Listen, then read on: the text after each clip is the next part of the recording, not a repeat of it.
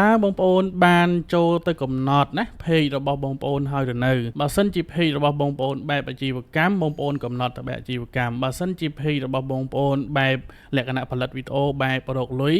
យើងចូលទៅកំណត់បែបយើងរកលុយបែបប្រភេទវីដេអូផុសរកលុយបងប្អូនណាអញ្ចឹងសម្រាប់បងប្អូនដែលមិនទាន់បានកំណត់បងប្អូនចូលទៅកំណត់ជាមួយខ្ញុំទាំងអស់គ្នាបងប្អូនណាបាទអញ្ចឹងបងប្អូនចូលមក page បងប្អូនណាចូលមក page របស់បងប្អូនមកហើយបងប្អូនចូលមកសញ្ញាត្រី3បងប្អូនចូលមកកន្លែង setting បងប្អូនចូល setting មកតង់ទៀតបងប្អូនណាបន្ទាប់មកទៀតបងប្អូនណាបងប្អូន scroll ឡើងទៅលើបន្តិចណាបងប្អូនណាហើយបងប្អូនចុចពី send app មកដល់ចំណុចនេះបងប្អូនណាបងប្អូនយកកន្លែង page ណាកន្លែង page សញ្ញារូបមកនេះហ្នឹងបងប្អូនចុចលើហ្នឹងមកណាអញ្ចឹងបងប្អូនមើលណាគេមាន2តើប្រភេទ page របស់យើងបែប business បែប page អាជីវកម្មឬក៏បែប creator បងប្អូនណាអញ្ចឹងបងប្អូនចូលមកកំណត់នៅកន្លែងហ្នឹងផងបងប្អូនណានៅពេលដែល Facebook update អ្វីមួយបងប្អូនណាយើងធ្វើតាមទៅបងប្អូនណាដើម្បីអាចបានព័ត៌មានថ្មីៗអាចធ្វើឲ្យ page យើងអាចរីកដែរបងប្អូនណាអូខេអញ្ចឹងបងប្អូន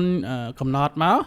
យកបែប creator ហើយបងប្អូនចុច next ទៅបន្ទាប់ទៀតបងប្អូនចុច confirm បាទបងប្អូនប៉ុណ្ណឹងជាការស្រេចបងប្អូនណាសូមបន្ថែមជូនបងប្អូនមួយទៀតដែរបងប្អូនណាសម្រាប់បងប្អូនយើងកំពុងតែបាត់ tool ច្រើនមួយរយៈចុងក្រោយហ្នឹងសូមជំរាបជូនបងប្អូនថាកុំបារម្ភបងប្អូនណាកុំបារម្ភជាដំណោះស្រាយបើសិនជាបងប្អូនមានលទ្ធភាពអាចប្រើប្រាស់ VPN បងប្អូនណាអាចប្រើប្រាស់ VPN ទៅហើយប្រើប្រាស់ account បរទេសទៅគឺត្រឡប់មកវិញហើយប៉ុន្តែ IP ខ្មែរក៏នឹងត្រឡប់មកវិញដែរព្រោះអី IP ខ្មែរទៅមកទេបងប្អូនណាมันជាបញ្ហាទេបងប្អូនកុំបារម្ភណាមានពីខ្ញុំទៅមានប៉ុណ្ណឹងបងប្អូនអរគុណច្រើនបងប្អូន